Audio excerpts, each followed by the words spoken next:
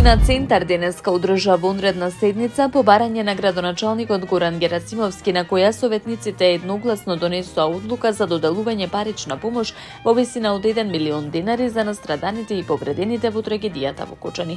Седницата започна со едноминутен молк во знак на почит кон загинатите.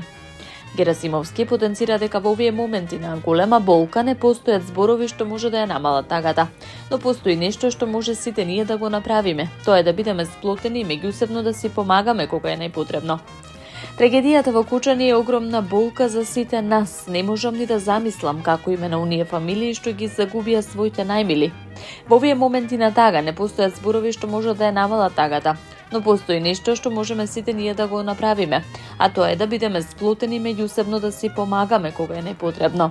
Загубата е непроценлива, но човечката поддршка и заедништво се тие што можат барем малку да ја улеснат тежината што ја носат овие семејства. Општина Центар издвои 1 милион денари за семејствата на настраданите и повредените. Ги повикувам и другите општини да се мобилизираат. Мораме да бидеме солидарни и сплотени, истакна Герасимовски. Семејствата и блиските на настраданите и повредените кои се хоспитализирани во скопските здравствени установи можат бесплатно да се сместат и да одморат во хотелите на територија на градот Скопје. Оваа иницијатива се реализира со поддршка на скопските хотели, а граѓаните можат да се јават на телефонскиот број 073 821 120.